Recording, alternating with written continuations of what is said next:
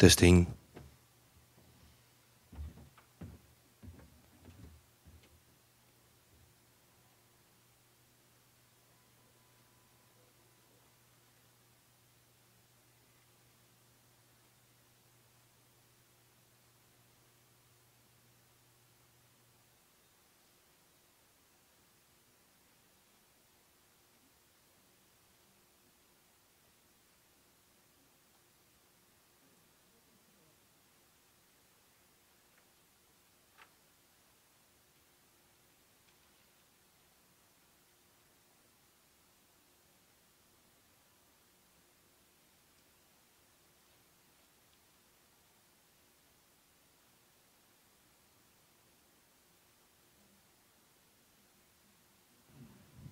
Testing.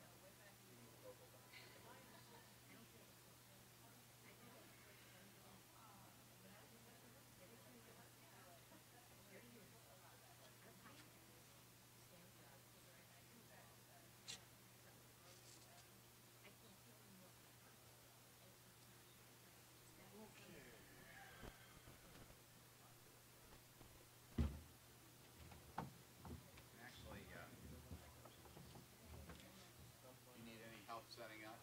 You got any slides or anything for the computer? Yeah. This is Eric Sanders. He's our IT guru. I met Eric. Yeah, we met already. Yeah. So definitely square you away. Thank you very much. You're welcome. It's Jeff, right? It is Yes. indeed. Thank you.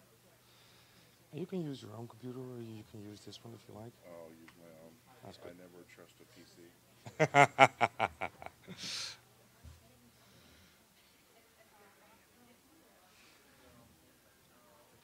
Okay, you got that one? Right. So just putting this down. Put it on top.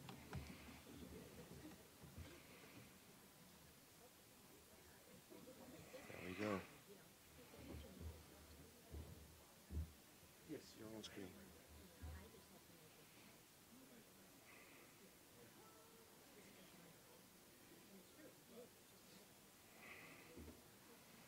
And is there sound with the HDMI? Yeah, there is. Wait. Where's my mouse? There it is. I don't need to. No, exactly. Is there a way that I can get a copy of your presentation? Is it online for our Yeah, viewers? if you guys have like a USB drive or USB. Yeah, I think so. Okay, good. Yeah, okay. Not straight away because I forgot mine, but I will arrange. Okay, good. Thanks. So I don't.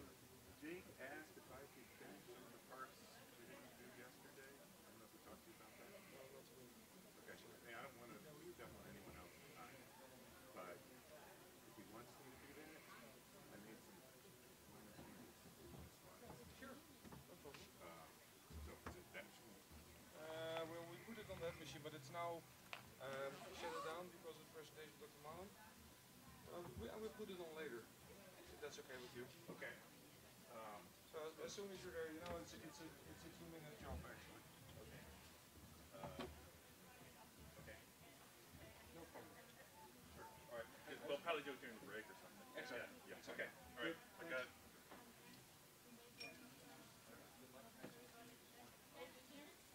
Yeah.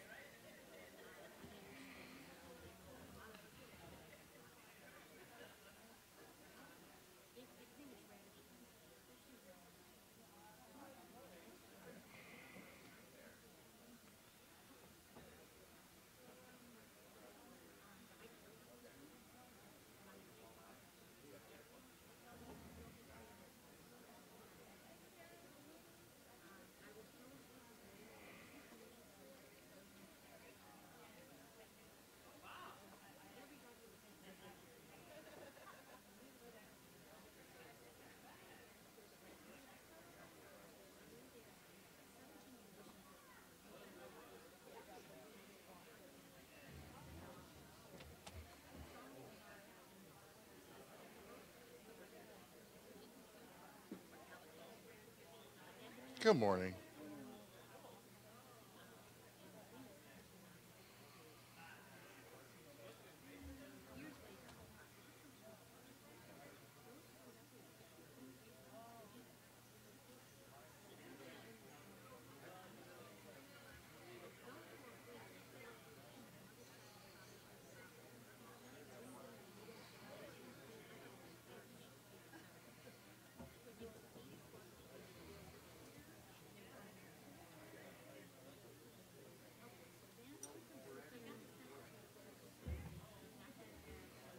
I'm just going through these real quick Yeah, sure. since I haven't looked at this for a while. Oh, you disconnected. Very Yeah, smart. so I don't. Very smart, yeah. Yeah. Otherwise, it's a spoiler, huh? Yeah, everybody's going, wait a minute, I already saw this slide. Yeah. Also want to make sure all my videos are working. Yeah, that's the one thing in presentations, is it? The videos always. Especially with Macs to PCs. Oh, yeah. Oh, yeah.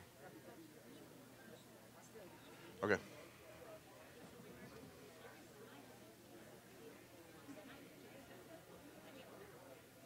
Everything looks like it's working good.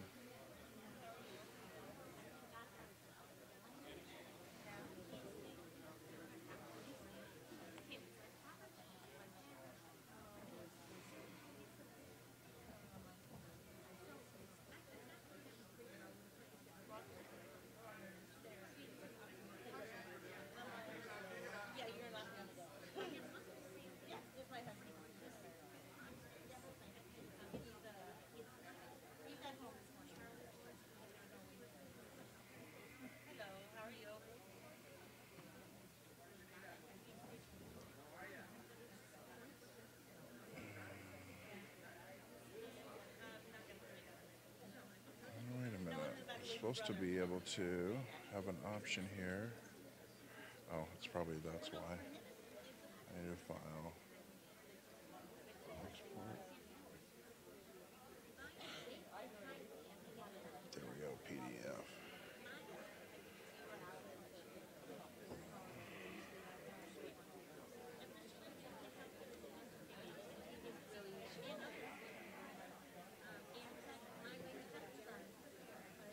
Let's save it to the desktop first.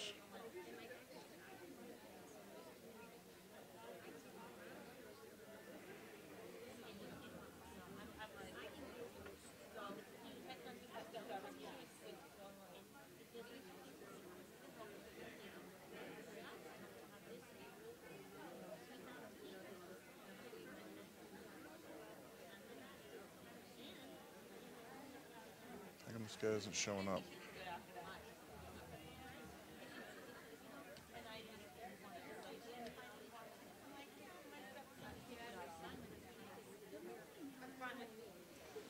Let's try this.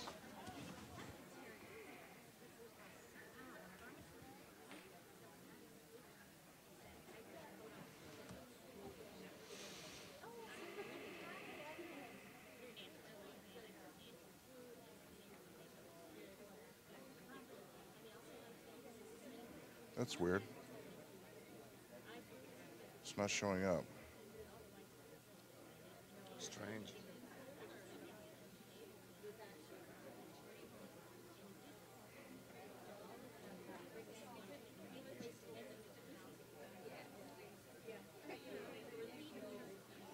I don't know. Is this a good USB? Yeah, it should be.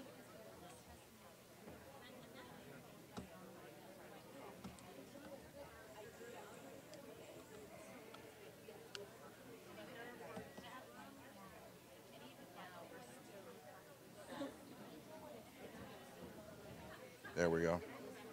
Good.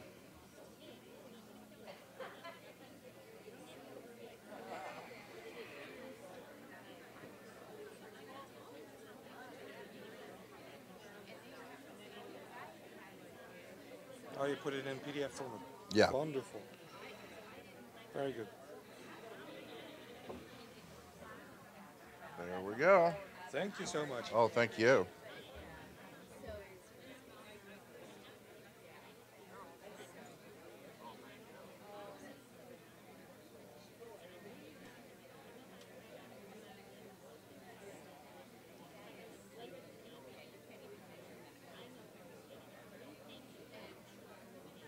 Oh, crap.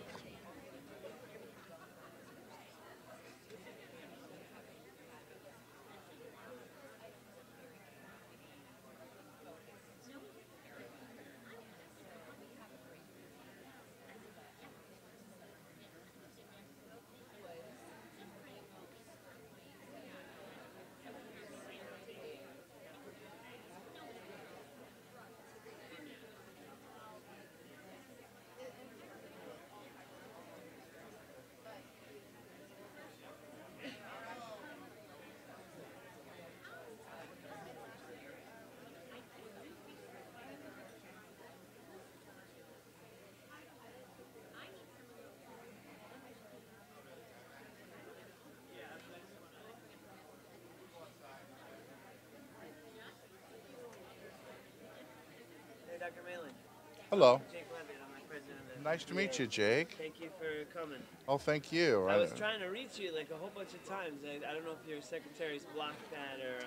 I've been on vacation. My kids were on fall break, so. Okay. And I apologize. I mean, they left me a stack of messages. I'm like, well, sometimes, guys, you can actually call me and say, hey. Right. They're trying to get... Oh, that's weird. It's recording.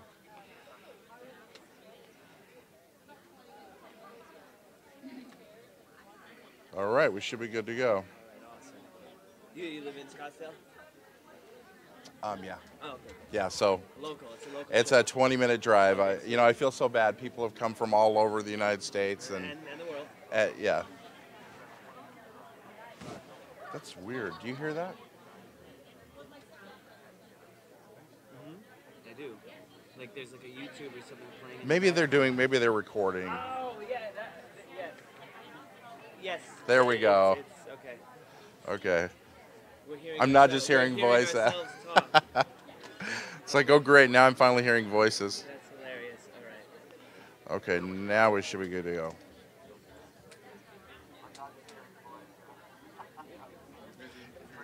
Hi. Yes? Yeah, how are you doing? Yeah. Good morning, everybody. We have made it to Sunday. Hooray. Shelley has some public service announcements to make before we start the morning. What we're hoping to cover this morning, by the way, is Dr. Malin, Dr. Cannon, and then a round table. So hopefully we can get it all in. And, we'll try to stay a little bit after if there's questions we haven't answered. Dr. Malin, Dr. Cannon, and then a round table. So hopefully we can get it all in. And, we'll try to stay a little bit after if there's questions we haven't answered. Okay, good morning, everybody. Hope everybody's feeling well. I just wanted to mention a couple things because as the day goes on, I get a little more crazy, and I just wanted to take an opportunity to mention a few things. There we go. This to me feels like a big family reunion, and then I'm hosting a bunch of family, and I wish I would have had more time to speak with everybody because this is just the best group. And I absolutely love that I saw so many people getting to know each other every day. Or you see them eating together down by the pool, especially. There were a ton of people. So just absolutely thrilled to see you all getting to know your family members. Grandpa Jeff over here. Yeah. He's very smart, but sometimes. Also, I've just been really impressed. Oh, I hate that camera. Really impressed with the young people here. And I am going to point out someone, Bethany, 14. Where are you? She knows so much. She helped the paramedics. She helped me with her mom. I'm sorry. I think I'm related to you, but I'm so proud of you. Sorry. We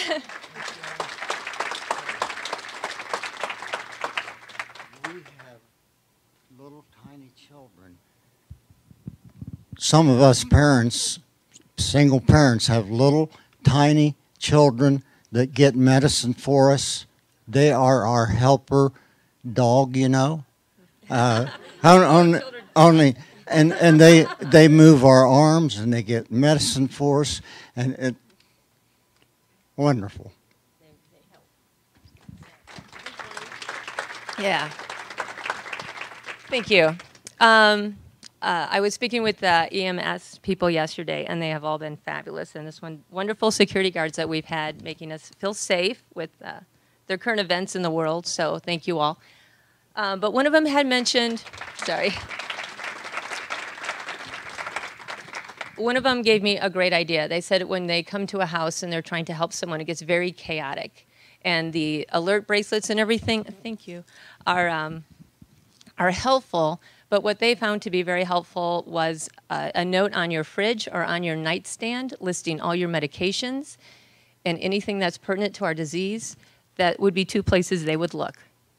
So you might want to try that, because I know we have our phones, but still that's not always the best with those. And if you do have the phones, I at least know the iPhones have the emergency contacts. Not the contacts, emergency information where you don't have to have the password to get into the phone. And you can put your disease, you can put your contacts, anything you need, so that is helpful too. And, okay, one more thing. The speakers. Thank you. Thank you all. I'm a little biased on one of them, but I saw you guys by the pool. I saw you eating with people. We had breakfast with one this morning. Thank you, taking time out and coming here and helping us and just getting to know everyone. We really appreciate that. So thank you. That's it. I'll stop talking now. Thank you. Good job, Sean.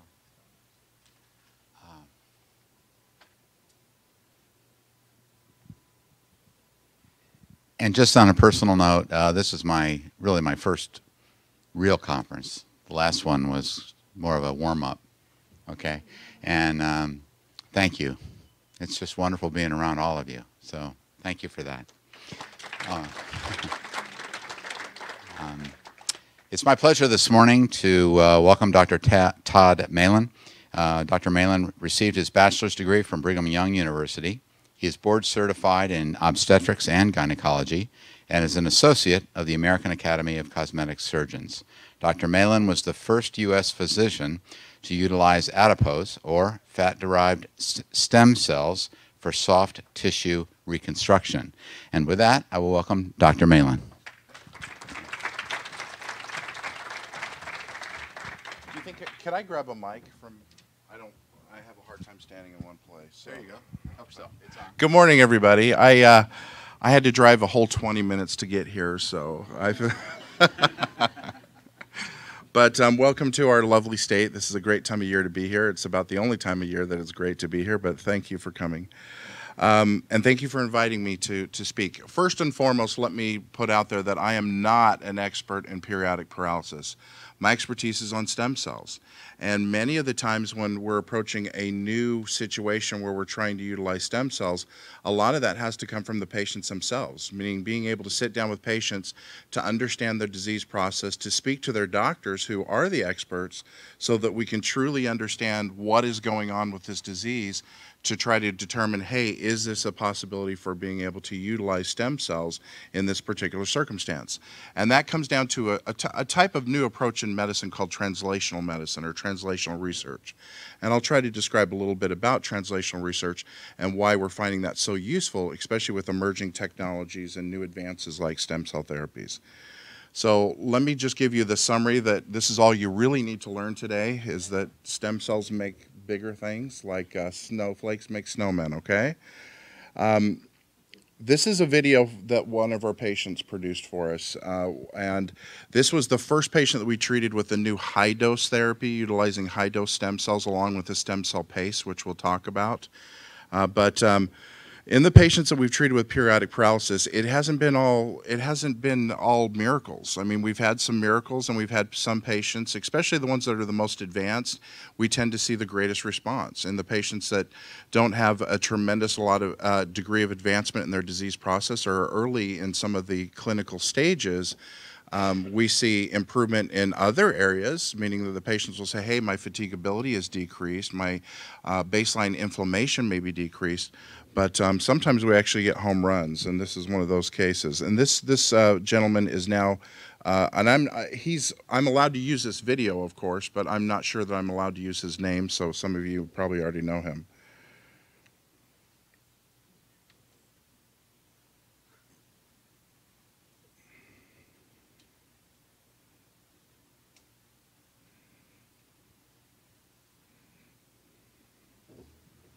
Is it? It's not working, is it?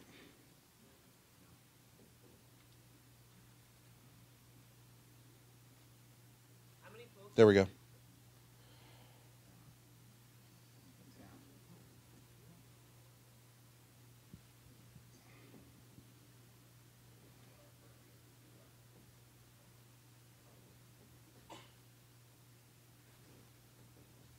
Do you have sound now?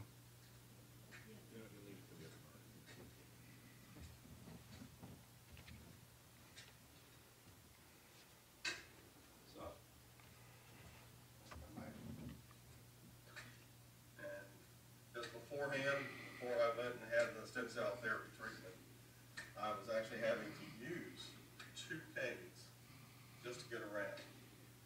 And the other cane that I used to use a lot, I still use sometimes, especially when I go out, is right here.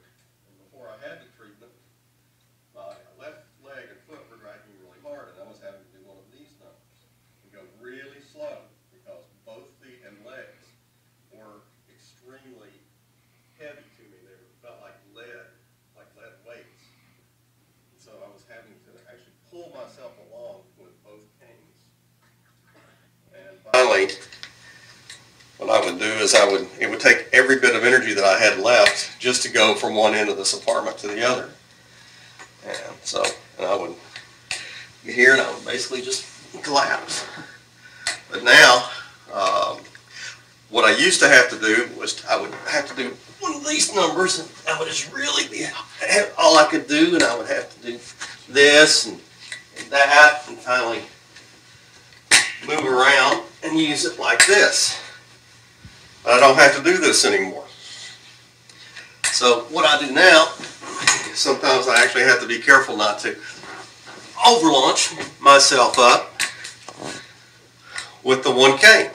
So, and that's essentially what I'm able to do just in the 7 weeks since I've had the therapy.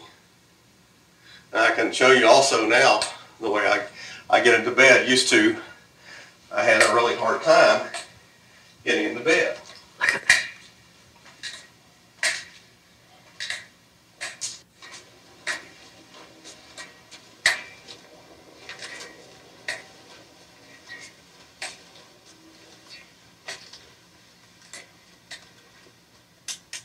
So,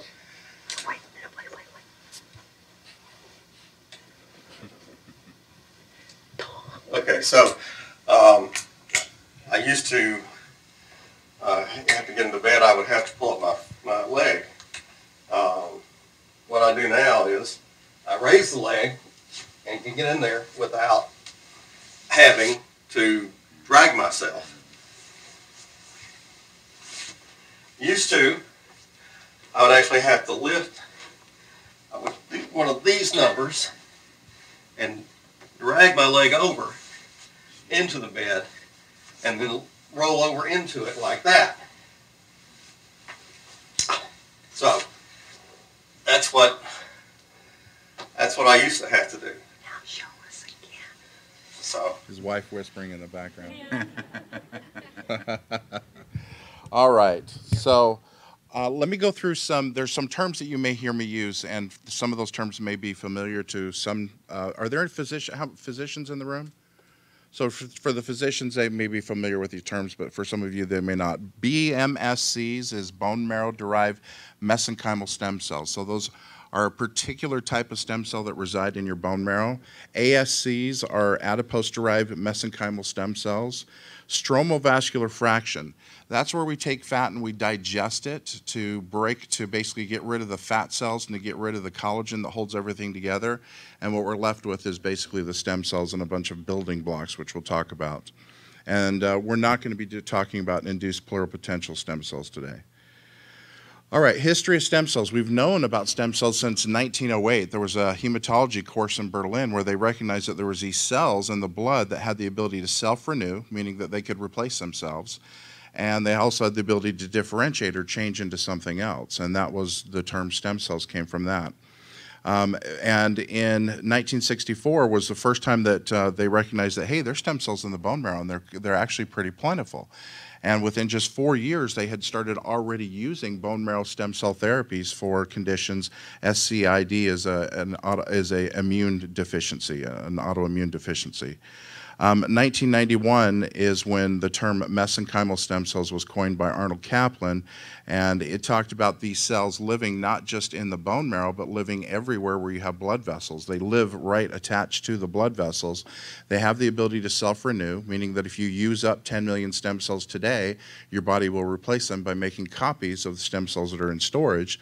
Plastic adherency is just a way that we help to determine whether they're stem cells or not based on things that we do in the laboratory. And they had the multi-potential differentiation capability, meaning that they can form lots of different things. They can form kidney cells, heart cells, lung cells, liver cells, bone cells, muscle cells. And in 2001, they recognized that adipose tissue was a great source of mesenchymal stem cells. There was a researcher at UCLA, and he had read an article in Nature magazine where they had discovered that there were stem cells in the muscle. And the stem cells in the muscle were fairly limited. There's just not a lot of them. But he thought, hey, if there's stem cells in the muscle, maybe there's stem cells in other places too. And he was a plastic surgeon, cosmetic surgeon like myself, and he's doing liposuction. And sometimes when you do liposuction, your mind tends to wander a little bit. It's not the most technically challenging skill. And as he's doing liposuction, he says, maybe there's stem cells in the fat. That's the largest, the skin and the fat is the largest tissue or organ in the body. So he sent it off to the lab, and lo and behold, there was about 100,000 times more stem cells per concentrated area of fat as compared to bone marrow. So now there was this incredible potential source of stem cells using fat. However, in 2001, there was a ban on stem cell research in the United States. So they really couldn't do much with the stem cells at that point. So they developed a device at UCLA that would separate the stem cells from the fat, and they shipped it off to Japan. And the Japanese doctors who got these machines were plastic surgeons, Dr. Yoshimura. And he would suck out the fat, put it in the machine, out would come stem cells, and he had kind of scratch his head and go, well, what are we going to do with these stem cells? Well, he's not a cardiologist, he's not an orthopedic surgeon, he wanted to use it for his own patients. So he started using it for wounds that wouldn't heal. He started using it for tissue damage, radiation tissue damage associated with breast cancer, things like that. And discovered a lot of neat things that he could do with these stem cells, not just to regrow skin and tissue, but the stem cells tended to have systemic effects all over the body. One of the patients they treated was a patient with rheumatoid arthritis, and the patient was being treated for breast reconstruction using these stem cells after cancer, and the rheumatoid arthritis went into remission. So that was one of those first clues to say, hey, maybe these stem cells are doing something more than just simply growing skin or growing tissue or whatever. Now, I didn't realize there was going to be children here at this. I'm sorry if some of these are a little bit racy for parents, but there's a few pictures here that may, these are the last of those pictures. But so how did I get first started in this? Well, in 2009, I was the first U.S. doctor to start using these stem cell therapies for the purpose of doing tissue reconstruction, for soft tissue reconstruction. I trained with Dr. Yoshimura in Japan, and we simply wanted a better way of being able to take fat from one area of the body and move it into the other. Because normally when you do that, most of the fat doesn't survive anyway. But when you concentrate it with stem cells, it tends to regrow a blood supply. It tends to help those fat cells to be able to survive. So we started using it again to regrow skin and tissue. And we started to notice some of the same things. We had patients that said, hey, my thyroid condition has improved. Patients with Addison's disease, where their adrenal glands were no longer working, all of a sudden their adrenal glands started working again. So we started to see all the, and my knees don't hurt anymore, doc. My memory and concentration is better. I don't have to get up in the middle of the night and go to the bathroom as much because my prostate has shrunk. So that's when we started to look at what are the potential options of using these stem cells in a variety of different circumstances. However, the weird thing was, at that point, there was no rules. With the FDA really didn't have guidelines in regards to how can we do these studies to be able to show that stem cells are effective. Are they a drug? I mean, when they leave your body, do they become a drug? That's actually the way the FDA looks at them right now, is that your stem cells are a drug. When they leave your body, they become a pharmaceutical agent, and I have to go through all the same testing I would do for any pharmaceutical agent. But at the time, we wanted to just do a phase 1 trial to say, what can we use these for, and where are we starting to see some areas where we're seeing some help. And as part of that phase 1 trial, we've treated over 3,000 patients with no bad outcomes, no complications whatsoever. And the majority of those had been in issues such as DJD, or degenerative joint disease, or arthritis, MS, Parkinson's, peripheral neuropathy, ischemic spinal injuries, COPD, rheumatoid arthritis, lupus. We did a pilot study with Cancer Treatment Centers of America, looking at treating the complications of cancer therapy using stem cells to rejuvenate tissue.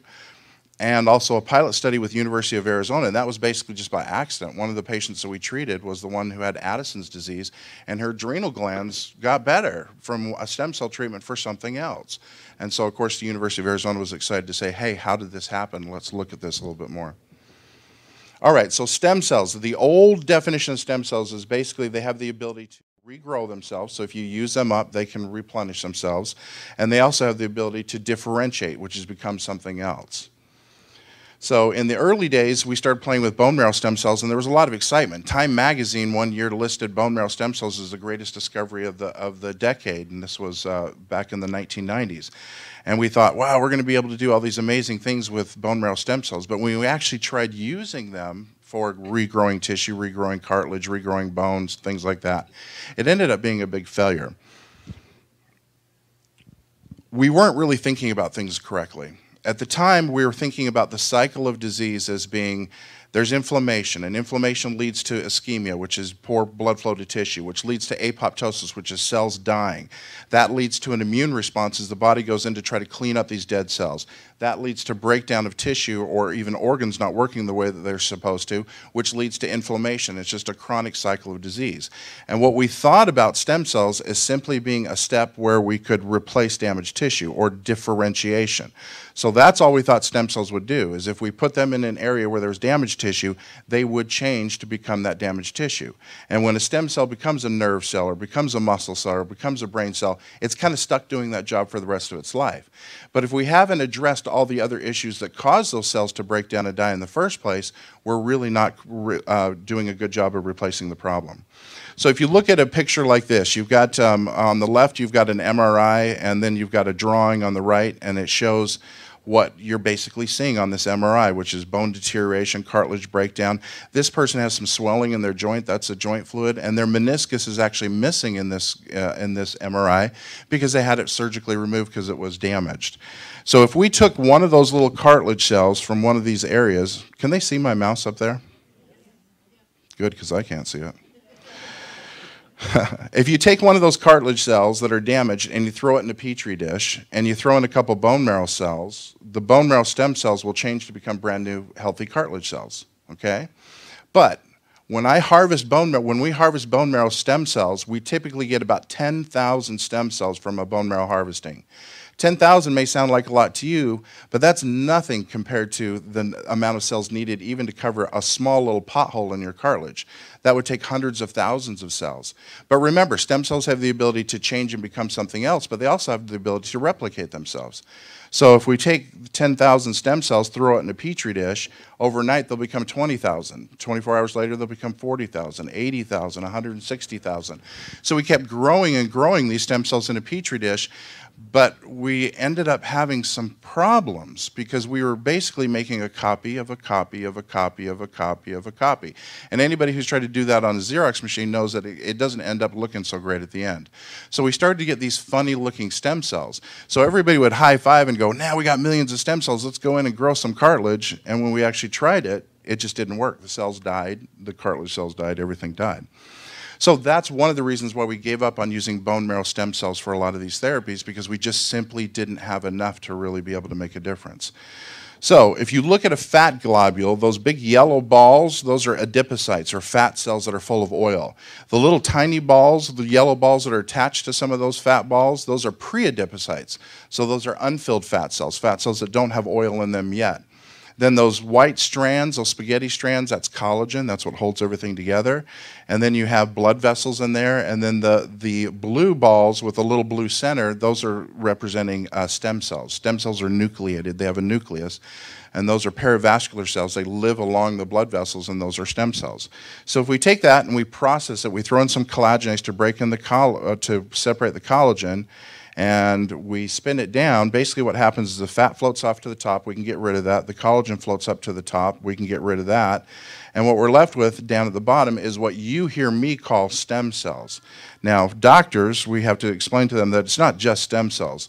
There are stem cells in there, but there's also building blocks. When we break up those blood vessels, we create building blocks from those blood vessels. So one way to look at it is stem cells are kind of like a master foreman or a master construction guy.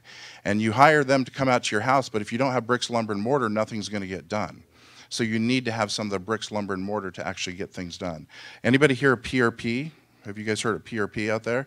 So PRP is just growth factors. It's basically bricks, lumber, and mortar, but it doesn't have, you don't have the construction form in there to actually organize it to use it correctly.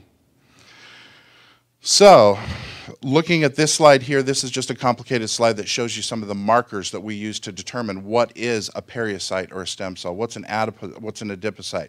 What's a pre-adipocyte? And here's a nice little picture of pericytes, what they look like. So they wrap around the blood vessels. They're constantly sensing what's going on in the bloodstream. And they can, even though they're not in the bloodstream themselves, they can respond to what's going on in the bloodstream by releasing chemical signals, growth factors, proteins, and they can also mobilize. They can move. They can take off and crawl into the blood vessel and go somewhere else. So this is a periocyte here, and it shows what some of the pericytes can turn into. One of the things that we do know now is a pre-adipocyte, which is unfilled fat cell. If you take an unfilled fat cell and you put it in a stressed environment, it can de-differentiate, which means go backwards and become a stem cell again. So unfilled fat cells are another great source of potential stem cells. And in addition, of course, a pericyte can turn into an actual adipose-derived stem cells. This is just a slide to show you the difference between stem cell concentrations from your bone marrow versus your fat. That's why we like to use fat, because we have the same types of stem cells. It's called mesenchymal stem cells, but they're in tremendously higher numbers than what you can get from bone marrow. This is a little bit of a discouraging film or slide, but to put this in perspective, you have about 10 million stem cells floating around in your bloodstream right now. And those 10 million stem cells, you'll utilize, many of those you'll utilize today. In some cases, we'll burn through about 22 million stem cells per day, just for everyday wear and tear and repair in our bodies. Now, if you use up 10 million stem cells today, you don't want to deplete your reserves. So what your bone marrow does is it makes a copy of the guys in storage. What we do know now is by the time you're about 60 or 70 years old, virtually every stem cell in your bone marrow has been copied, and that's one of the reasons why aging occurs, is because you have the reserves that you're utilizing, your stem cells in your bone marrow, they have been copied so many times that they're not as effective as they were when you were 15 and 20 years old. Whereas your adipose stem cells, they don't do that. They're your reserve cells. Now, why are they sitting there in your fat doing nothing, and why aren't they doing something to help you out? That's something we don't really understand completely, but that's what they're there. Now, you can take these adipose stem cells, and again, you can differentiate. You can grow all these different tissues to be able to replace tissue. If you look at one of the first models that we used to really understand how stem cells work, they took some fat from a mouse's tummy and they tagged the stem cells so that they would know where these stem cells went to and what they became. And then they placed them in the scalp. And the purpose is that they knew when they put the fat in there, the fat was going to die because it didn't have a blood supply. And so that then when the stem cells became new fat cells, they could count them and measure how effective our stem cells are at becoming new fat cells. But if you think about it, the problem isn't that there's not enough fat. We put more fat than there's blood supply. The problem is there's not enough blood supply.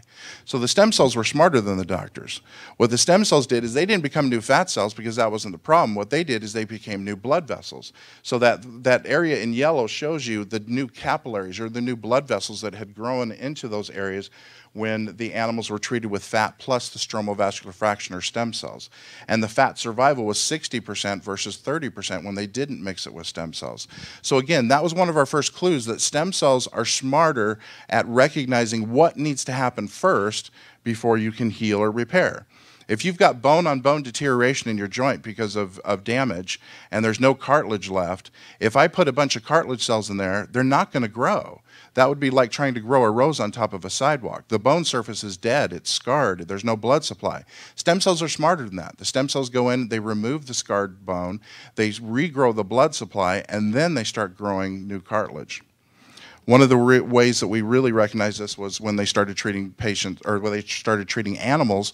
they would take an animal, they would tie off a blood vessel, cause a little heart attack, and they would inject stem cells into the heart muscle. And the thought process, again, is that the stem cells would become new heart muscle. But what they were amazed to see is that what the stem cells really did is they went in and they sent a signal that was measurable, that we understand now, to tell the heart muscle cells that weren't getting enough oxygen because the blood supply wasn't there, to go into a state of hibernation. Say, look, I'm going to help you guys out here, but you need to go to sleep for a little bit. Then it sent a signal to the other areas where the heart muscle was getting enough oxygen to say, look, you need to pick up the pace because this area is going to be sleeping for a little while. Then it sent a signal to the blood vessels to cause them to dilate so it would decrease the blood pressure so the heart didn't have to work as hard. It caused the tone around the veins to increase so the blood would return faster so the heart could work more efficiently.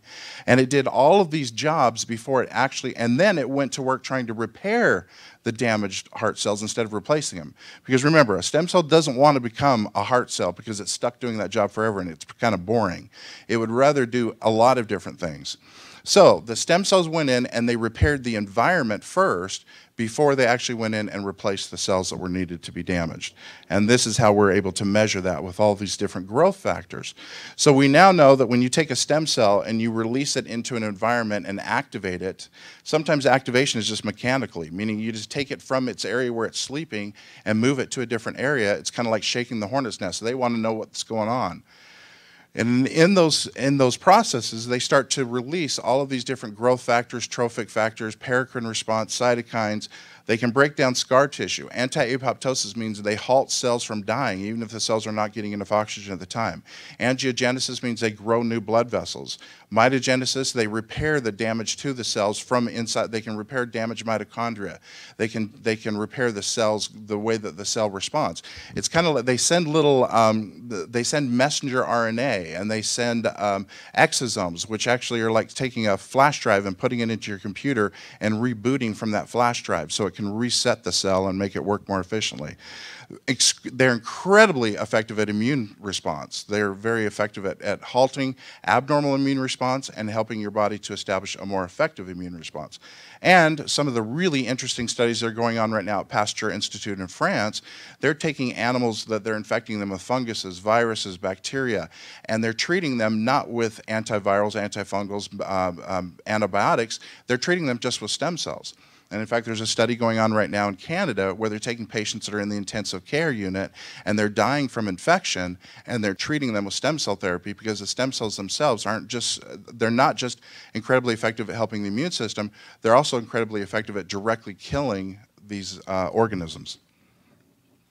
So, anti-inflammatory effects, that's one of the really amazing areas. I mean, stem cells are attracted by certain things. If I inject a stem cell into your body and just let it go where it's going to go, the first place it's going to go to is any area where there's a lack of oxygen. And the other thing that they're going to go to is any area where there's inflammation. So if there's any inflammation going on, the stem cells are going to head to that area. They're going to block the macrophages, the cleaning cells that get in there and kind of start, you know, when your body creates an inflammatory response, it's important. It's part of the healing. So when your ankle gets all swollen after you get it sprained, that's increasing blood flow to the area, which is delivering stem cells. And that swelling is how your body attracts the cleaning cells, which are going to go in and clean out that debris and junk. But unfortunately, sometimes that inflammatory cycle, if it can't finish, if the healing process can't finish, it just feeds upon itself, so you get chronic inflammation. The stem cells are very good at blocking that. Stem cells are also very good at the immunomodulatory response. They can inhibit proliferation of B cells and T cells and natural killer cells that are tuned into you, meaning they can halt the autoimmune response. They're very good at being able to recognize substances which don't belong and being able to present them to the cells to program an immune response through the dendritic cell response. And so they can be used as an immunotherapy. You can take cancer cells and you can desiccate them, break them up, culture them with stem cells, and the stem cells will become trained to tell the body that this cancer cell is no longer something that should be tolerated. Cell-to-cell communication is becoming incredibly more important, that we learn that the stem cells are very good at communicating with cells to tell them, look, you're not working correctly, you need to change the way that you're responding. And they can do this through release of messenger RNA. They can help to repair DNA. They can do it through microvesicles and what we call the paracrine response. In addition, home to injury. Stem cells are very good at heading into an area, finding out that there's something bad going on, and saying, hey, you got to come over here. We need some help over here. This is an interesting little video. This is a zebrafish. And that little hole at the top of that zebrafish is an injury or wound that they cause. And then you see the blood vessel that was down there in red, and then that little circle is showing you a stem cell living next to the blood vessel. And you can watch as the stem cell crawls right up there to the area of damage. And then as soon as it does that, you can see all the other stem cells from the bloodstream. They're leaving the blood vessels, and they're crawling right up to that area of injury, because that's how the body tells itself, hey, we need more, we got to recruit more stem cells to come over to this area to help out. And that's what our bodies do too. Now, we're not as quick as a zebrafish that can regrow its fin in 24 hours, but you know, hopefully we'll get there soon. Angiogenesis, again, they're very, very good at regrowing blood vessels. So if there's an area where there's inadequate blood supply, they will regrow new blood supply, and they can help program cells that are not getting enough oxygen to be able to tolerate that lack of oxygen, to stop what's called anaerobic metabolism, where cells are not getting enough oxygen. Like if your car muffler or your car air intake is blocked, and your car works, but it's making all sorts of smelly smells and funny sounds, the stem cells are very good at helping that to resolve. So differentiation is the ability for a stem cell to change and become something else. And that's important, but it's only a tiny piece of the puzzle, because stem cells can also wound remodel, take away scar tissue, grow new blood supply, prevent cells from dying. Home to injury is calling other cells to the area. The immune response, the paracrine response, the ability to talk to the cells and tell them they're not working correctly, and to help encourage them to operate the way that they're supposed to. That's all the things that stem cells are doing. So now if you look at the cycle of disease, instead of just replacing tissue or degenerative tissue or organs, we can halt every part of the disease process by being able to utilize the stem cells for all these different potential responses. Now, this is a little bit of a busy slide, but it's basically just showing you that we now know that adipose tissue is actually better at a lot of things than bone marrow tissue. So even if you can get enough bone marrow, like for example, if you got a bunch of healthy donors in their 20s to give bone marrow cells, and you grew them up to 5 times, you can expand them up to 5 times without really decreasing their potency. Even then, the bone marrow or the fat stem cells are a little bit better at doing a lot of these little jobs that we talked about. So these are all the areas where there's current clinical research going on or have been done utilizing mesenchymal stem cells for a variety of different circumstances to be able to help with spinal cord injuries, kidney disease, all sorts of autoimmune disease, and of course tissue reconstruction, because that's where it all started, was with tissue reconstruction. So some of the, so this was a study that was published in 2015. They treated 1,800 joints with stem cell therapies. This was a friend of mine in Czech Republic. And they had fantastic results utilizing adipose stem cells from your own fat, not changing them, not modifying them, not manipulating them, just basically placing them into the area to help regrow cartilage and regrow tissue. These were patients that had been on a waiting list for joint replacement. And in the Czech Republic, you can be on that waiting list for a long, long time. And they went ahead and treated these patients, and 87% of those patients were able to come off the waiting list for joint replacement. So it's pretty impressive. This is a study where they took patients that had heart failure. And typically, once you get to a point where you have this degree of heart failure, you're just going to go downhill. You're going to get to a point where you need a transplant, which is typically when you get down to an MVO2 of 15. And what they saw is the stem cells were able to stabilize the disease. Now, some doctors would look at that and go, well, there wasn't much improvement. It only went from 16.6 to 17. But the key there is it didn't go down, whereas all the control patients, the patients who didn't get real stem cells, that just got sugar water, they all went downhill. So translational research. So you guys are used to, you know, you hear about, and patients will ask me all the time, hey, well, why aren't you doing this big, huge study with thousands of patients, and you've got one group that just gets sugar water, the other group doesn't, and the doctors don't even know, and then you're able to really find out whether stem cells work or not. And that's the way we've always done studies in the past. But those types of studies are incredibly expensive, and they take years. The average cost for a study like that is about $100,000 per patient. That doesn't even include the therapy. That's just the cost of performing the study. So translational research is where we understand now, we're a little bit smarter than just saying, hey, you know what, I think if we give people this plant, this extract from this plant, their blood pressure will go down, because these guys in Africa that are eating these plants, they don't tend to have high blood pressure. It was all observational. We didn't really understand what things were doing. We basically had to observe the effects. But now we understand at a cellular basis. We understand how stem cells are working at the cellular level. And so we can basically say, look, we've got this, we understand what the cells do at a cellular level. Let's understand this disease. And if the stem cells match from the standpoint of they have a likelihood of addressing the disease from that standpoint of cellular function, then we should be able to help. And then we design a study where we basically say, let's directly go right to humans and see if this has a benefit for them. So this is, for example, this is not a study that was done. This is just a translational model. So this is a group of doctors who studied stem cells, and they said, hey, these stem cells can do a lot of different things. Let's look at acute kidney ischemia, or let's look at atherosclerotic kidney artery stenosis, kidney disease. And can stem cells help with kidney disease? And they basically went through and they matched it up, and they said, yeah, it should help with this stage, it should help with this stage, it should help with this stage. And that's a translational study where you understand how the therapy should respond, and then all you have to do is measure the clinical response or the cellular level response. So how do adipose stem cell therapies work, and why are not all stem cell therapies the same from the standpoint of, you know, when we first started, we were the only center in the United States doing adipose-derived cell therapies. Now there's over 600 centers in the United States. But there's been a tremendous advancement in technology since we first started doing this in 2009.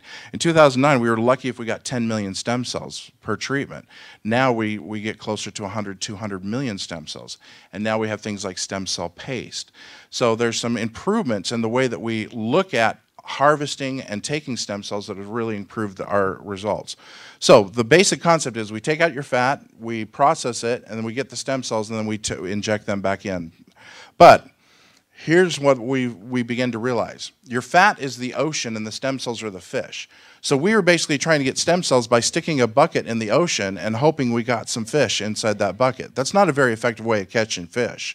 So why do we care about the fat cells? We shouldn't, because the fat cells aren't important. It's the stem cells that live inside the fat cells. So now we use devices that are designed to basically wash the fat. So it washes that layer of fat, and then it collects all the washings. So that's one of the reasons why we can get incredibly high concentrations of stem cells. Now, in addition, if you use old-fashioned liposuction, you rip blood vessels, and you cause inflammation, you cause damage. So that if I put stem cells in your bloodstream, where do you think they want to go? They want to go right back to repair the liposuction damage. So we got to decrease the damage we're causing, not only to get better and higher quantity and quality of cells, but also not to distract the stem cells from their intended purpose. So this German device was developed that helps us to be able to do that. And this video is not showing, is that correct? It is showing?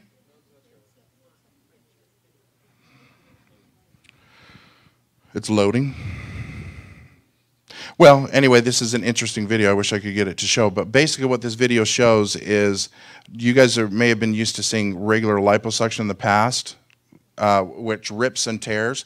This is the fat comes out and there's no damage. So this is looking underneath the skin, and that area of fat, that little area where there's an empty pocket, that's where we sucked out the fat with this device, because it basically allows us to remove the fat without damaging blood vessels or nerves or connective tissue or anything else.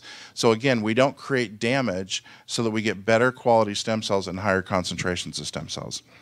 In addition, we now have the ability to use a stem cell paste that was developed in Italy. And basically the concept behind the stem cell paste, it was invented by a plastic surgeon. And what he was trying to do is he wanted to be able to inject fat into the fine lines and wrinkles into the face. And he couldn't do that with big plump fat cells because they would clog the needle. So he said, okay, let's create a device that would get rid of the big fat cells and only keep the little tiny fat cells that don't have any oil in them. In addition, you don't want big plump fat cells going into your face, because if you gain weight, you're going to look like the Michelin tire person with big old plump face.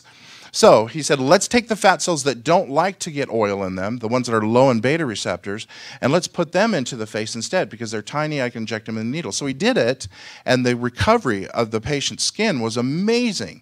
Their aging, the deterioration, the sun damage, the collagen, everything was so dramatically improved that he said, something's going on here. So he sent it off to University of Miami, and the guys at University of Miami went, oh my gosh, these fat cells that have no oil in them are actually stem cells. and they're sticky and gooey, so it created a way of having a stem cell paste where if I inject stem cells in between your knee joint, you can imagine that space, there's no oxygen really in there. The stem cells float around, they start dying right away because there's no oxygen, but they send a signal to the rest of the body to say, help, help, I need help here. So then the stem cells from your bloodstream can go to that area to help heal the damage. But what if you have a diminished number of stem cells in your bloodstream that aren't really doing the job? Then the therapy is not going to work. And in addition, they don't have the ability to form complex structures because they can't adhere to anything. But with the stem cell paste can stick to the surface of the joint. The stem cell paste can survive for up to 2 years in a low oxygen environment like in your joint. And because they form a matrix, you can actually regrow complex structures. So now you can regrow cartilage, you can regrow your ACL ligament, you can regrow your cartilage. So we can do a lot of tremendous things using this stem cell paste. This is basically the concept. If you imagine we've got big plump fat cells that are full of oil. They're fragile. They're water balloons that are stretched out. And if I put them in a chamber with a ball bearing and shake it, the ball bearing, like a martini glass with ball bearings in it, the ball bearings as they move are going to break the fat cells that are full of oil, and they're going to all get flushed out. And so all I'm going to be left with is stem cells. I'm going to be left with little strands of blood vessels that keep the perivascular cells, and then I'm going to be left with these immature fat cells, which are actually stem cells when you put them under stress. Okay? That's not really important. This is just showing the secretory, what stem cells produce.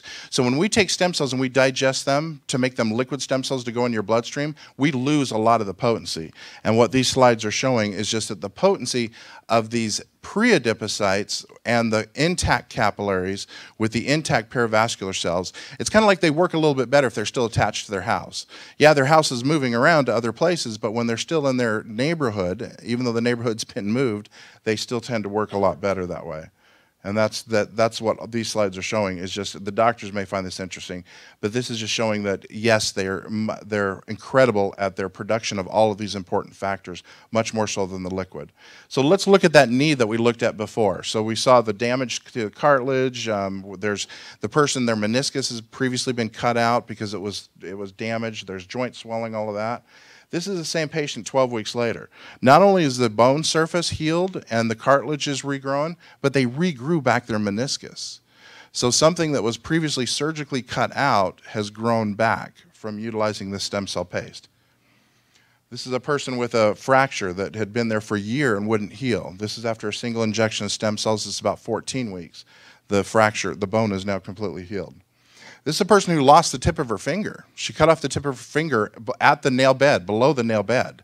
And the stem cells were able to regrow back her finger. So that's pretty amazing. Kids can do this. Little kids can do this. But you don't do this as an adult. This is a person who has a type of disease where she forms ulcers in her body and they do not heal. This ulcer had been there for years, and we don't have long-term follow-up on her. We only saw her at 10 days. But at 10 days, this wound was almost covered. She's now reported that it's completely healed over, just from one single injection of the stem cell paste. It was a granulomatous ulcer disease.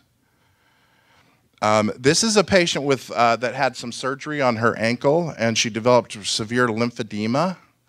And, you know, lymphedema is a tough disease. It's really difficult to treat. So we thought, well, you know what? Stem cells are really good at growing lymphatic chains. So if you take lymphatic vessels and you grind them up and you put them in a petri dish with stem cells, the stem cells will grow all these cool little branches of actual lymphatic chains or lymphatic vessels.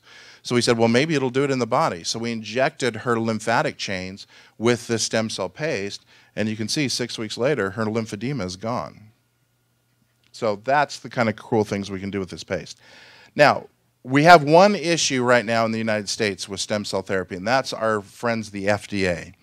Now, the FDA basically for years said, well, this isn't really, you're not really changing the tissue, you're not modifying it, you're not doing really anything to it, so really it's not within our jurisdiction.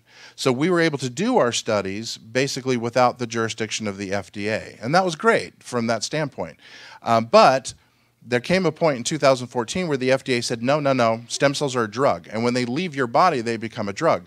Well, here's the problem. Your stem cells are a drug, your stem cells are a drug, your stem cells are a drug, but they're all different drugs. So if I want to do a study, I have to do a separate trial on every single person because every person's stem cells are considered a separate drug. So basically what that did is it halted the ability to do any stem cell research in the United States to get to phase 2 or phase 3 trials to show that it actually worked. So we continued to do these phase 1 trials hoping that something would change. Well, thankfully, the Congress and the Senate kind of got a little pissed that we're 15 years behind every other country when it comes to stem cell therapy. So in 2016, they signed, and President Obama signed into law the 21st Century Cures Act. And with the 21st Century Cures Act, they gave the FDA until December 13th of this year to come up with concrete rules that will allow us to use your stem cells to treat you and to do it in such a way that we can prove it works, so we can do real good studies, but we can do so without saying that everybody's stem cells are a separate drug. Those rules are starting to come about. There's already a certain designation called an RMAT designation, which allows us to look at rare diseases in which there are no other treatment for, to basically fast track them as a drug therapy. We're still having to do it as a drug therapy, but at least we can fast track it and make it happen a little bit more quickly. But the issue still right now is funding, because who's going to pay for this? Drug companies will pay for a drug trial because they're going to make millions and billions of dollars off of their drug if it's approved. But if we're able to prove that your stem cells can treat you with all these different diseases, that's not something we can license or patent or be able to put a label on. It's something that's beneficial for mankind, but it's not going to get to that point. Thankfully, they're starting to use the models that are happening in other countries where they're understanding that, hey, there's a cost savings here. FedEx is a company that's already stepped up and said, you know what? We could save a lot of money doing stem cells instead of joint replacements. So they're looking right now at doing a protocol where they say, look, if you want a joint replacement, we'll pay for it, but you're going to pay your $5,000 copay. You want a stem cell therapy? It's free. Because if the stem cell therapy only worked 50% of the time, think of the money that they would save not doing all those joint replacements. So hopefully we're going to get to this point where we see federal funding and we see insurance companies stepping up and saying, hey, this is going to save us a lot of money if we go down this route of supporting these types of trials. Thank you very much.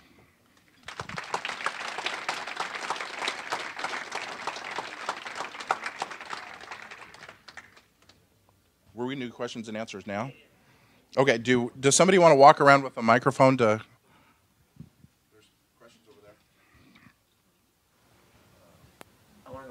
You go first. Sorry. Yeah, oh my God. How many periodic paralysis patients have you treated, and what were the outcomes? And where do you inject these cells? Do you inject them right in the thigh, or do you just put it back in the bloodstream? Or so in the early days, so with the new high dose protocol with the PACE, we've treated only 4 patients. Prior to that, we treated 3 patients with just the IV therapy, and it wasn't really significant, not at all. In fact, the response was, in my opinion, more placebo than anything else. So with the stem cell, what we do is we do a high-dose IV therapy. The high-dose IV therapy is typically 100, 200 million cells. And then we also inject the affected muscle groups with the stem cell paste, because the stem cell paste is going to act as a magnet to call the stem cells to the area, and they're going to continue to release all these cytokines and trophic factors and everything for up to a 2-year period. So it has that continual repair process for up to a 2-year period, replacing cells, blocking the inflammatory response. Now, do I know what it does to ion channels? No, we don't know what it's affecting, how it affects ion channels. We do know for cardiac muscle, it's very good at affecting ion channels, and that's one of the reasons why stem cell therapies have been so effective at helping patients with all sorts of different arrhythmias. Do you have an objective measure of muscle mass or muscle strength? No, because remember, this is a phase 1 study, so we're really limited, because when it comes to a phase 1 study, we're allowed to measure, did we kill you or not, basically, and that's really about all we can measure is complications. So there are a lot of different things that we can do in a phase 2 or a phase 3 study, but a phase 1, we're severely limited by the fact that all we're trying to determine, our outcome measure is, are there any complications? How much does it cost per treatment? Well, and is it a one-time treatment, or do you do it multiple times? Thus far, with the high-dose therapy, we've only had to do a one-time treatment, meaning some of the patients are now over a year out. But again, not everybody responded incredibly well. Some of the patients say, hey, I had it a year ago, and I still feel a benefit, but it's not real. I haven't really noticed tremendous difference in my motor strength. You had 4 patients, right? So, yeah. I mean, you could just say, what are the 4 patients' outcomes? The 2 of the patients that were really severe did incredibly well, and they're still saying that they see a benefit from the therapy. The 2 patients that were early stages have said, well, I see some benefits overall in my life, because remember, the stem cells work in every area of your body, but as far as their disease itself, they don't really see that much And significant just last, change. so the cost. The cost can be anywhere from $15,000 to $20,000, and that's the cost at the study cost. So the treatments that they're doing, what we're doing is not unique from the standpoint of you can get this in Germany, you can get it in Italy, you can get it in Japan, you can get it in China. Those places typically they're charging about $70,000 to $100,000 for the same treatments. Wow. That's where Strongbridge comes in, right? Okay.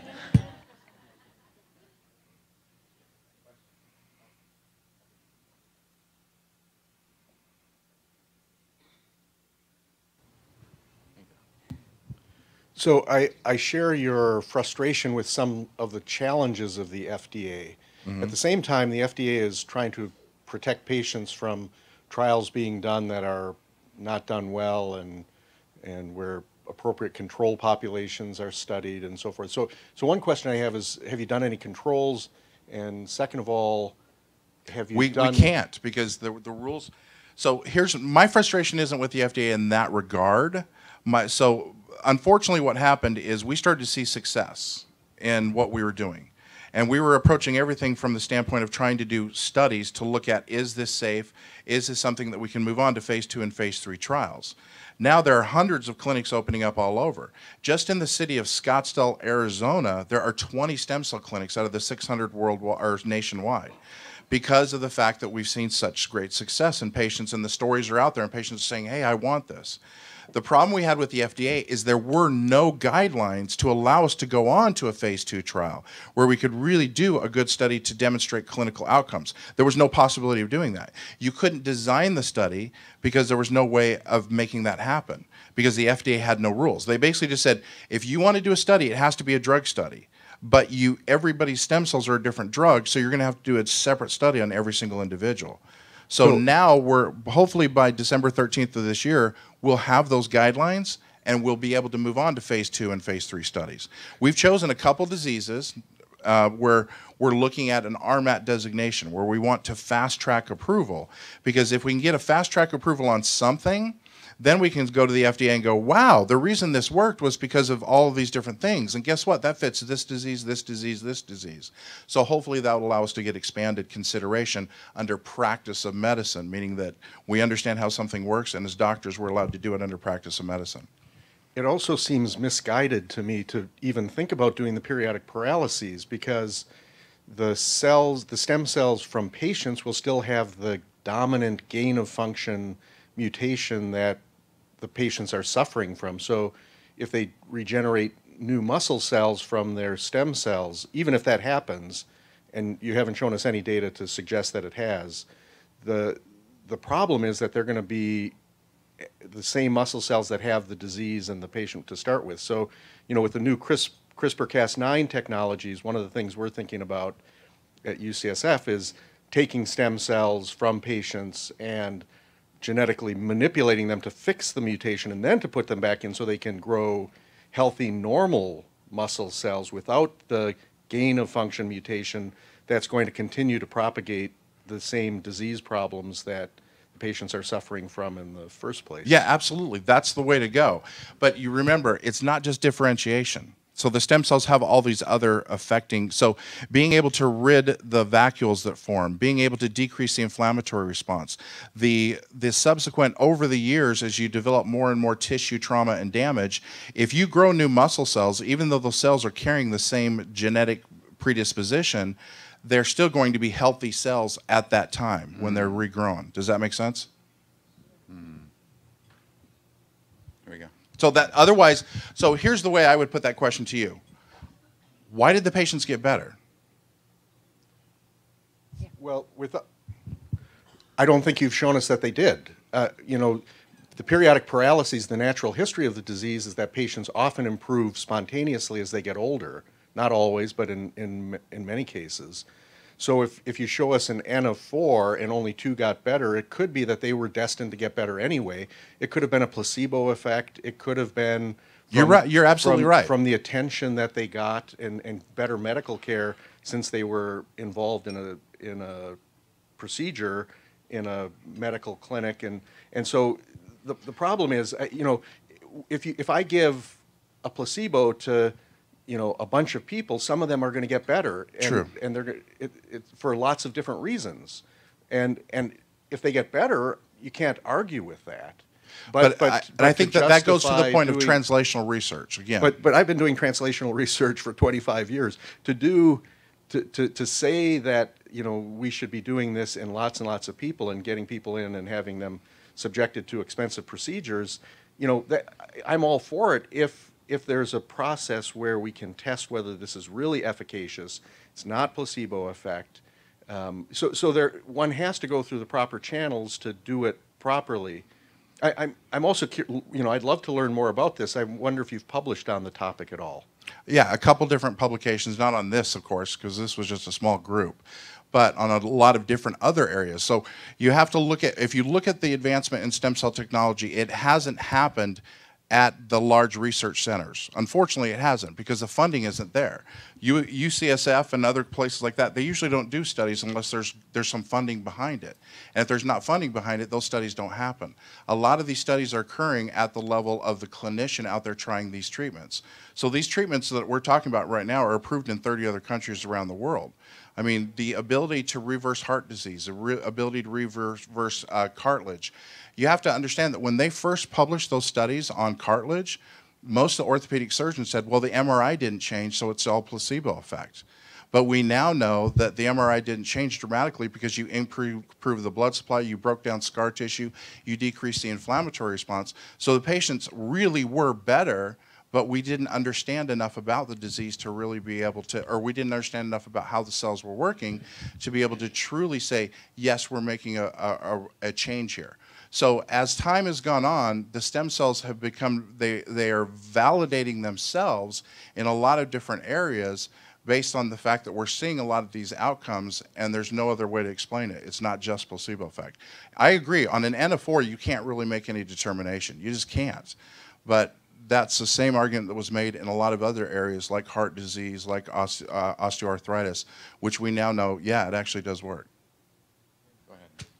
I have a question about About what, I'm sorry? cardiomyopathy. Yeah. Do you talk about that's in the DNA or by eating bad or provoked by other diseases? Yeah, so the interesting thing is the studies that have been done on cardiomyopathy, non-ischemic cardiomyopathy, patients had tremendous benefit and improvement, and those are all published. The PRECISE trial and the NYSA, there's a lot of published studies. But why did it help if it was just if it was non-ischemic disease? I have the PLN mutation. This is a most aggressive form of cardiomyopathy, and my heart muscle changed in connective tissue, and it's already started. But I wonder, the 70%, is that from the 100% working heart muscle to 70%? Because when it's 70%, you don't live anymore. I'm not sure I understand the question. Well, most time people die with the PLN mutation when their heart muscle is very bad. So why? I don't know that stem cell therapy has been used specifically for that. Oh, okay. Yeah, so I don't know about that. I'm talking about ischemic and non-ischemic cardiomyopathy, just in general. Okay. Okay. Thank you. Yeah. Wow, a lot of questions. We're coming, we're coming. Saw the red flag. There you go. Thank you so much. I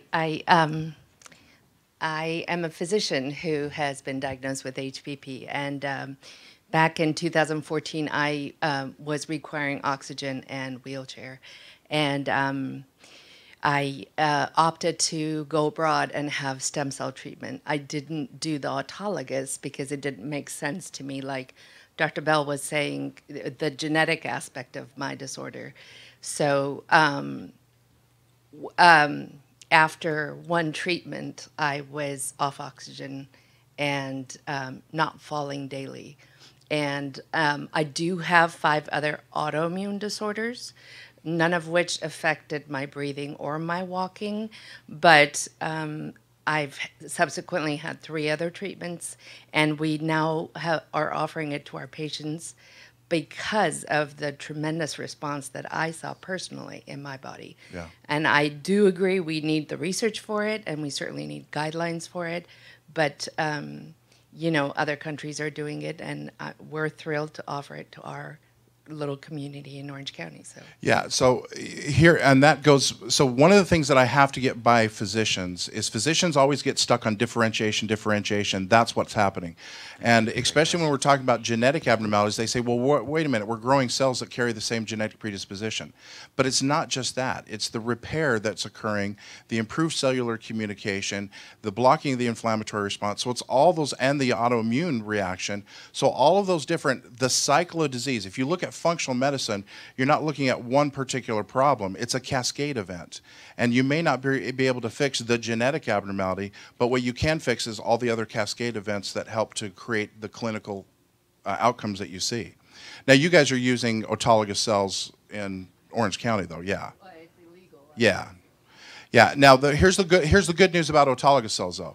So some of the studies where they've looked at using autologous cells versus using somebody else's stem cells, if I give you somebody else's stem cells, you're not going to reject them.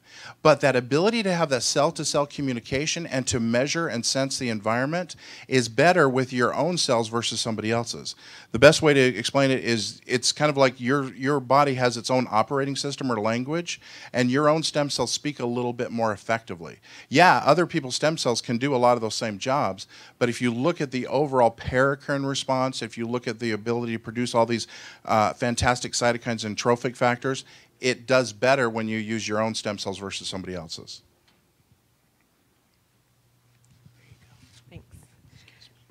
So I have millions of stem cells in my fat and cruising around my body. No, they're just kind of just sitting there. Okay, so they're in my body. Are they...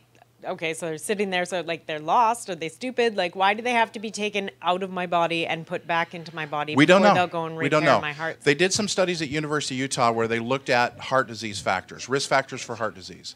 And they looked at certain groups of patients who were smoking, they were drinking, they were eating Big Macs every day, they weren't exercising. They did everything wrong, but their cardiac risk profile was incredibly low as far as looking at actual objective measures like heart scans and vessel reactivity, all that type of stuff. And what they found, they were trying to look for, well, maybe there's a gene in these people that help prevent them from getting heart disease even though they're doing everything wrong. They didn't find a gene.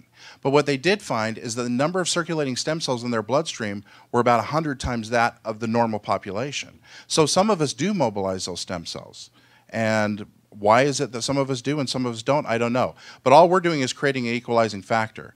Instead of you having 10 million stem cells in your bloodstream, we're going to dump 100 million. And they're going to be fresh stem cells, not the ones that are in your bone marrow that are copies of copies of copies of copies. So when a person gains fat, do they develop new stem cells? They develop new fat cells. We used to think you only had so many fat cells, but we now know that your fat cells are turning over. Okay, let me give you a perspective that's going to blow your mind, okay? All right, ready? If I shut off every stem cell in your body right now, most of your major organs would begin to fail within 90 days. That's how important they are for everyday wear and tear and repair. They're absolutely essential for keeping us alive, okay? So it's really just about being able to boost those numbers with those guys that are in storage doing nothing right now. Again, we don't know why they're in storage. We don't know why they're doing nothing. But they do respond to things like infections, subcutaneous infections, wounds, incisions. They even respond to local areas. If you sample stem cells, adipose stem cells from a knee and somebody with chronic arthritis, and you take that same fat from the other side, you're going to get higher quality stem cells, meaning that their growth in culture is going to be better than the ones over here where the arthritis was. So the guys over here are contributing somewhat, or some way they're being affected by that disease process in that knee.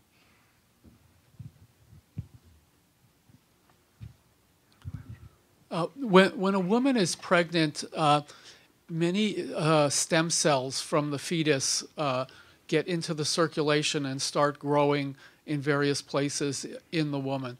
And I'm wondering whether whether we have data about whether people have had remissions following a pregnancy, improvements, particularly one could look at whether the child had periodic paralysis or not.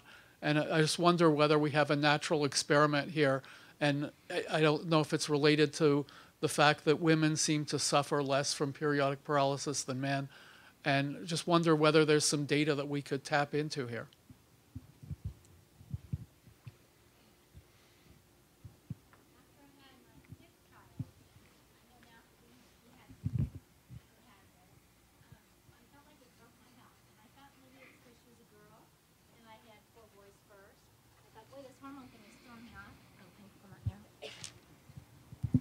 Okay, so after I had my first 4 boys, I recovered really well from pregnancy.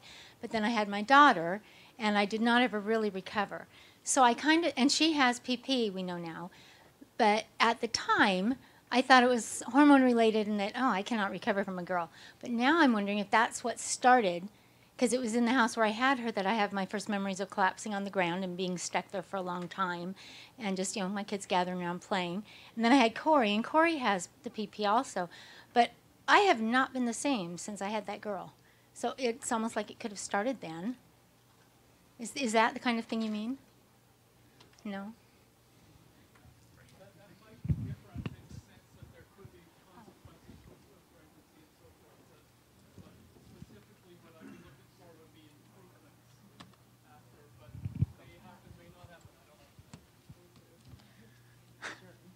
Okay, are we done?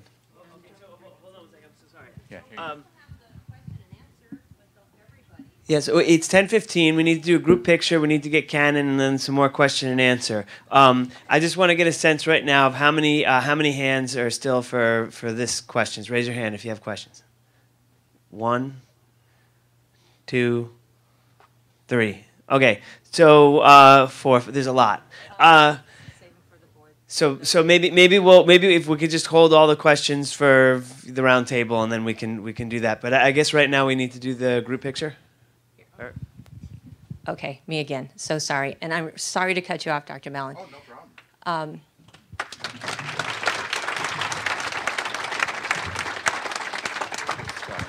We're going to be doing all the doctors up here and asking questions. So you can ask all of them questions, just no personal ones.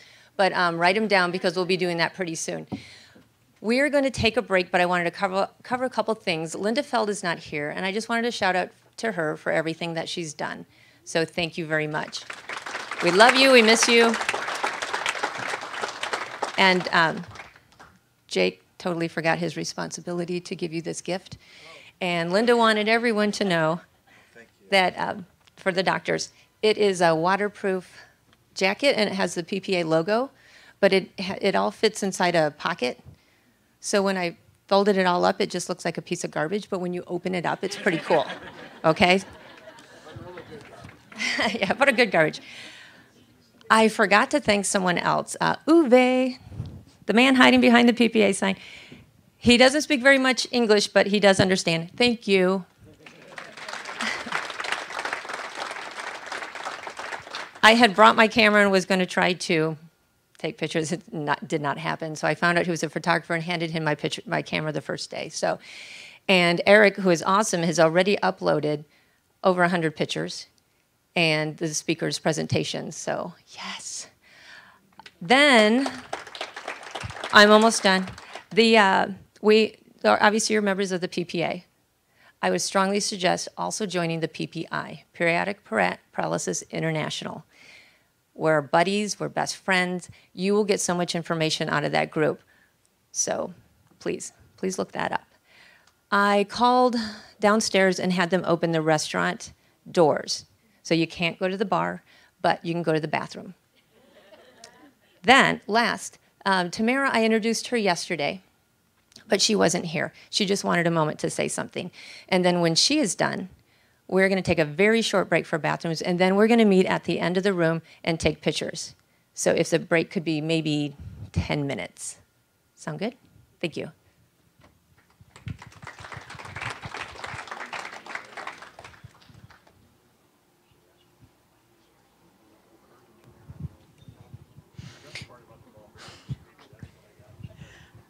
Hi, everybody. Like I said, I kind of missed my introduction yesterday. Although I wasn't planning on speaking or saying anything here, there are a few things I'd like to say. When I first started Pop Kids 7 years ago, or Parents of Periodic Paralysis Kids 7 years ago, I couldn't have imagined where it would lead me. I have met so many amazing people and families. Their stories, their joys, their struggles have become my own. I just wanted to thank all of my members that have become my family. I am so happy that I have been able to work with so many, and I am extremely grateful. I would like to thank my admins for all of the amazing work and time that they've put in to help the families. Annette, Vicky, Irm, James, they do an amazing job in helping everybody. I would also like to say a special thank you to Dr. Bell, not only for helping me, but he's accepted the challenge and he's been willing to help many kids in need that haven't been able to get help anywhere else. I'd like to thank Jason Comer for the amazing help and work he did to help put the coloring books together for all of the kids here today. Thank you to the PPA for all of your support and working with me. I can't thank everyone enough for the amazing support and for helping us get here. Jamie, what you did to help is above and beyond. Can't thank you enough. We're extremely grateful. Thank you to all of the doctors for all of the great information and for the amazing advancements you are making for PP. I look forward to working with all of you more and continuing to grow my PP family. Thank you.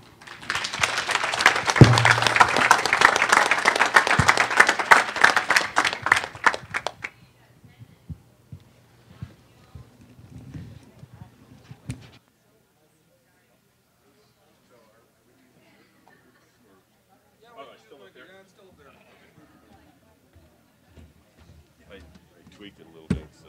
Good.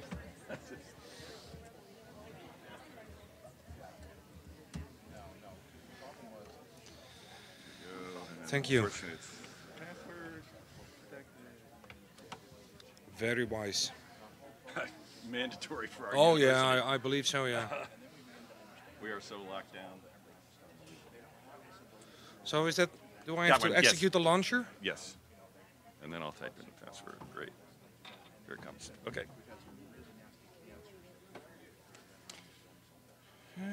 It's just thinking. Here it comes. I don't know where that needs to go, but I'm returning it. Okay, thank you. All right. So, unfortunately, it's exactly the same name.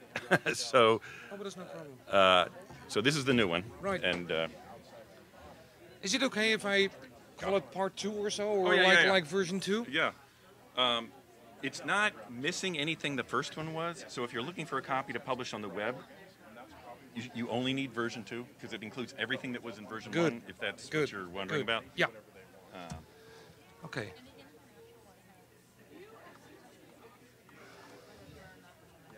And there's some, you know, we all put like 20 slides at the end in case somebody asks questions.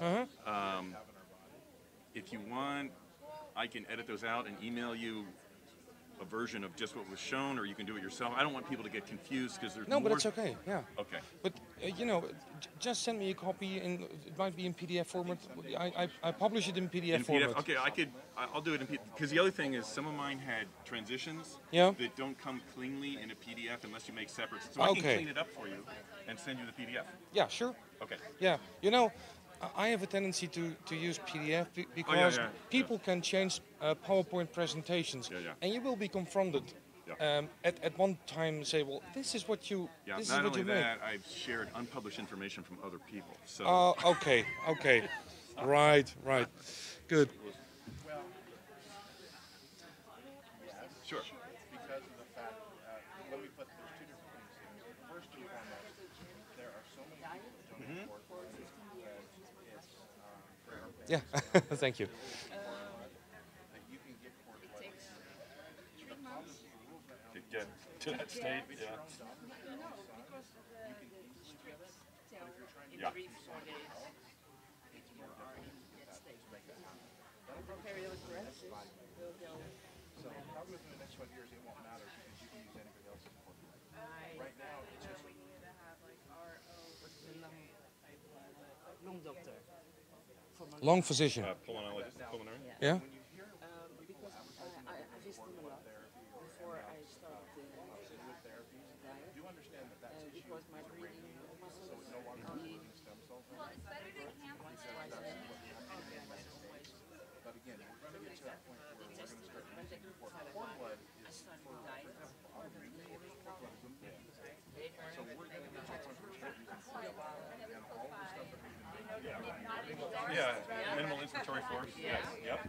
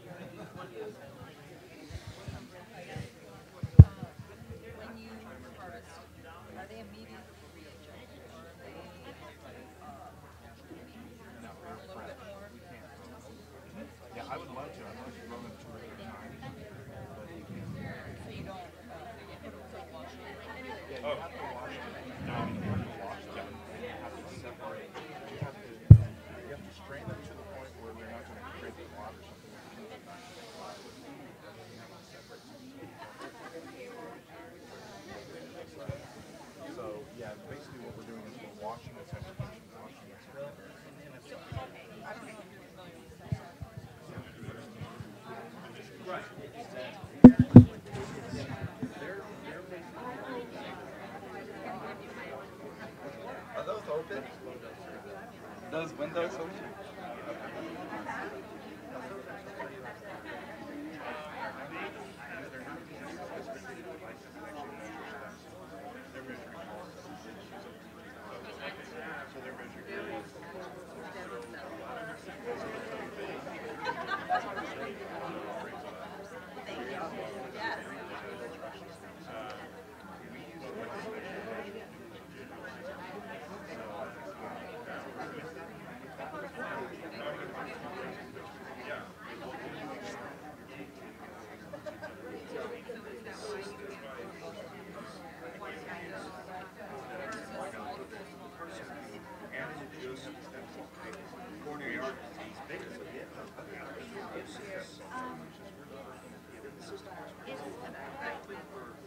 Maybe I can ask you.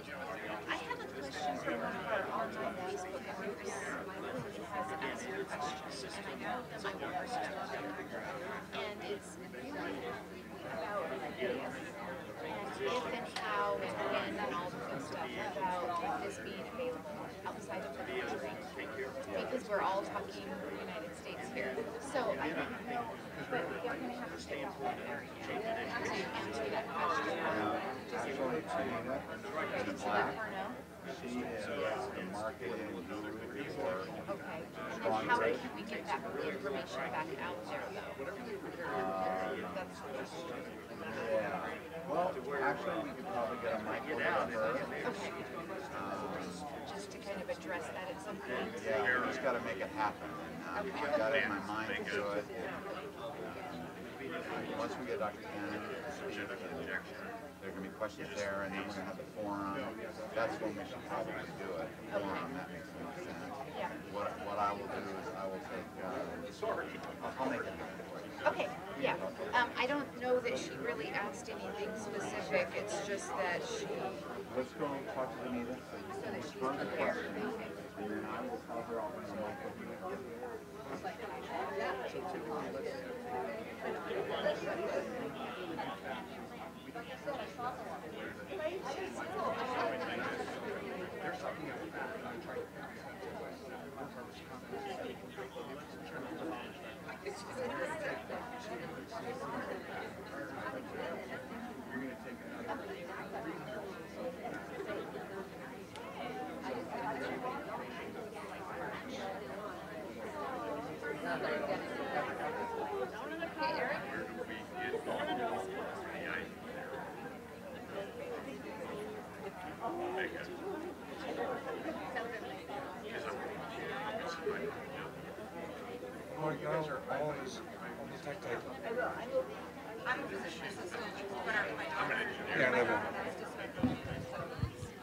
Excuse me, everybody. If we can have you please go to this end of the room, we're going to start getting the picture rolling. If you need a chair, please let us know. We're going to try to do this relatively quickly.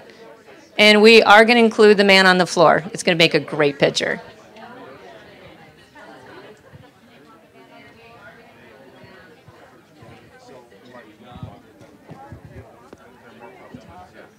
So, for example, you have patients who just got diagnosed with MS, and they're in their 30s. They'll come in and they'll harvest stem cells just for storage to use later on. So the mutations are really important.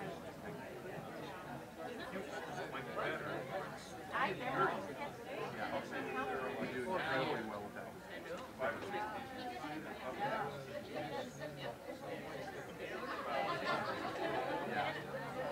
Yeah, the physicians, I've trained most of the doctors in Salt Lake. The only guy I didn't train was the guy in Parson. The guy in Parson is usually how much bone marrow and fat. And it doesn't make any sense to do it that way, but he's a naturopathic doctor. But with what they're offering in